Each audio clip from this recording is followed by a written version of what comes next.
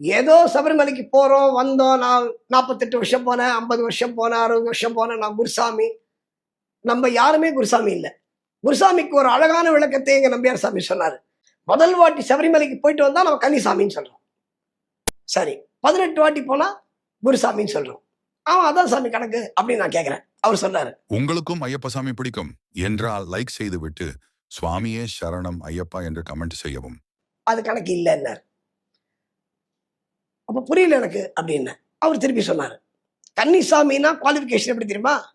முதல் வாட்டி போறான்ல மலைக்கு, அத மாதிரி 18 வருஷம் போனோம் இல்லையா? 1ல இருந்து 18 வருஷம் வரிசையா போனா அப்பதான் யூ ஆர் குவாலிஃபைட் ஆஸ் கன்னிசாமி.